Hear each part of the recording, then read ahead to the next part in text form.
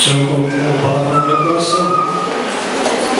O pastor falou comigo ontem que hoje eu estaria ministrando aqui. E eu confesso para os irmãos que eu dormi muito tarde ontem, preocupado com o que eu ia falar. E eu falei com a minha esposa, falei, eu sei que eu vou pregar amanhã. E eu acordei de manhã e eu não tinha mensagem. E eu tinha que ir numa escola dominical hoje à tarde ainda, dar um ensinamento. E quando deu umas 11 horas, eu cheguei em casa com umas compras que eu tinha que fazer. Eu me tranquei no lugar e falei para minha esposa, não fale comigo, não me importune, porque eu preciso falar com Deus, eu preciso de uma mensagem. E o Senhor colocou esse texto no meu coração. E eu quero falar hoje sobre promessa. Dois tipos de promessa: a promessa que você fez e a promessa que Deus que faz. Tem promessa que nós fazemos promessas para o Senhor, fazemos promessas para a esposa, fazemos promessas para os filhos, recebemos promessas de amigos, de patrão, de colega, mas nós recebemos uma promessa de Deus e essa não falha. Segundo Samuel, capítulo 9, que diz assim: e disse Davi: há ainda alguém que ficasse da casa de Saul, para que lhe faça bem por amor de Jonas? E havia um homem, um servo da casa de Saul, cujo nome era Ziba, e chamaram que viesse a Davi, e disse-lhe o rei: és tu Ziba? E ele disse: Deus serve. E disse o rei: não há ainda algum da casa de Saul para que use com ele e de beneficência de Deus? Então disse Ziba ao rei: há ainda um filho de Jonas, aleijado de ambos os pés. E disse o rei: aonde está? E disse Ziba ao rei: eis que está em casa de Maquir, filho de Amiel, em Lodebar. Então mandou o rei Davi e o tomou da casa de Maquir, filho de Amiel, de Lodebar. E vindo Mefibosete, filho de Jonas, filho de Saul, a Davi, se prostrou com o rosto em terra e se inclinou, e disse Davi: Mefibosete. E ele disse: eis-me aqui, Deus serve. Que Deus abençoe a igreja. Pode se assentar. Quando nós falamos de promessa, irmãos, é gostoso quando a gente diz promessa da parte de Deus, porque a Bíblia diz que Deus não é um homem para que minta, e nem filho do homem para que se arrependa, porque quando ele promete, ele cumpre a promessa. Esse livro de 2 Samuel conta a maior parte da história da vida de Davi. No capítulo 1, Davi relata nesse livro todas as conquistas que ele teve em todas as cidades.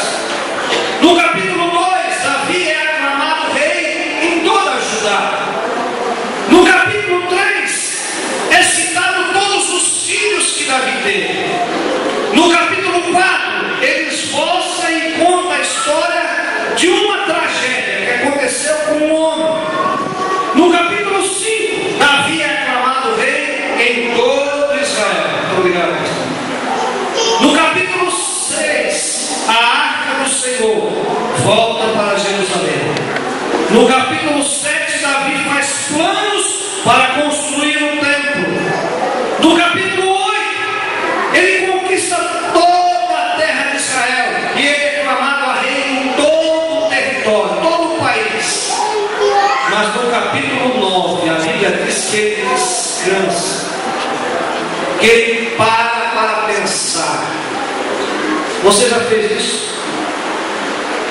Às vezes a gente corre, irmãos, todos os dias.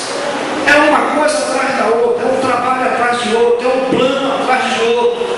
Mas de repente a gente para e começa a meditar.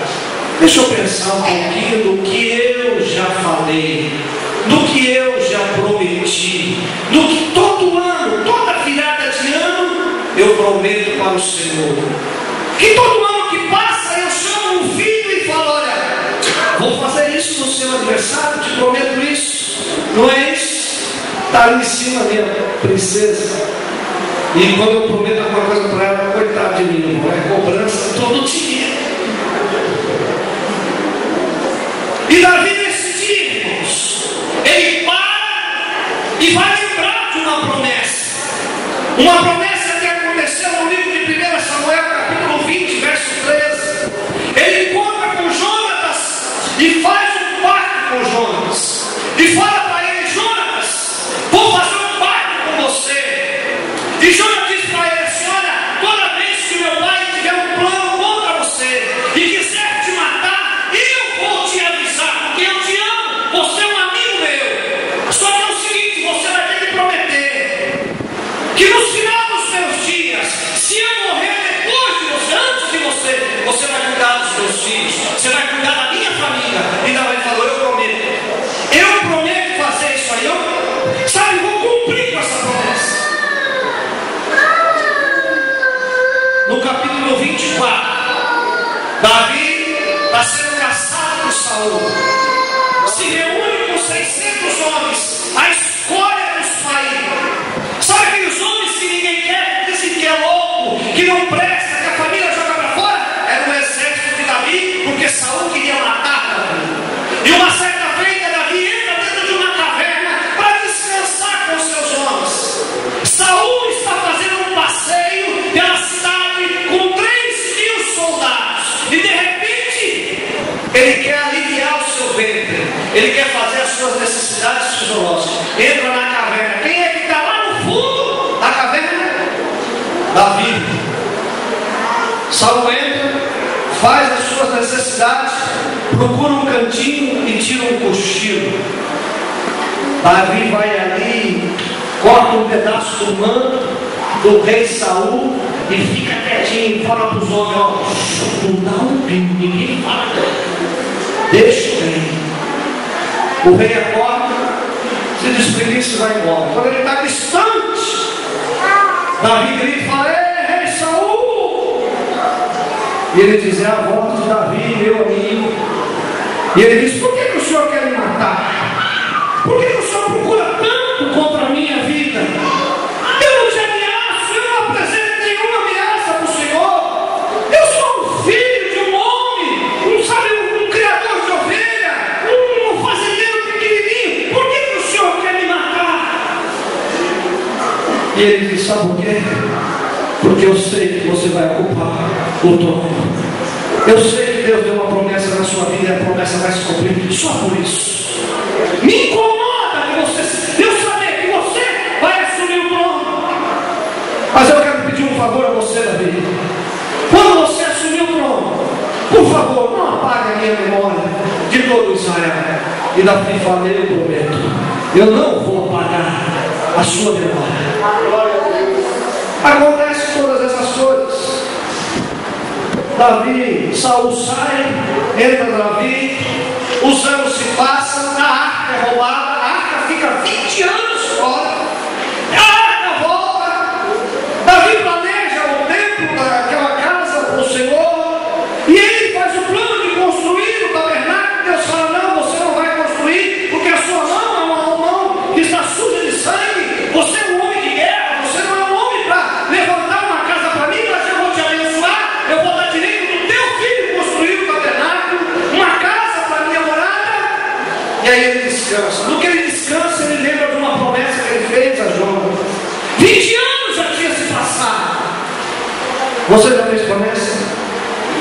Quantas promessas você já fez?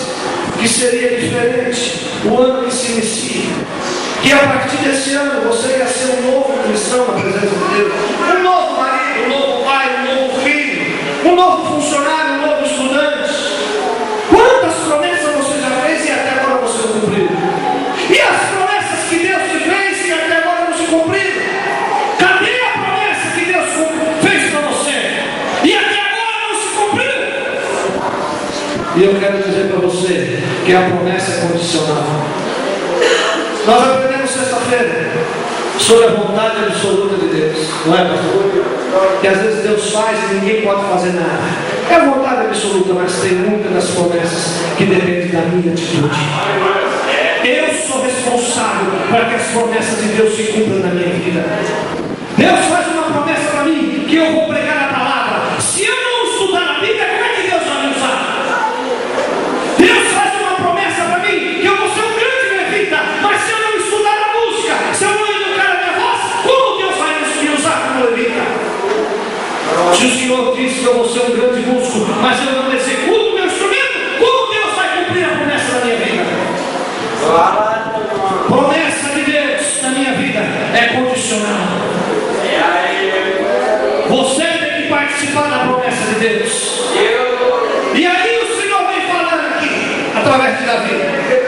E Davi manda chamar um homem chamado Joabe, que era o general do exército. Só dormia depois que o rei fosse dormir. Só dormia depois que a guarda marcial era trocada. E ele chama Joabe e fala: Joabe, há alguém da casa de Saul para que eu possa abençoar? E João fala: Senhor, não sei. Eu sou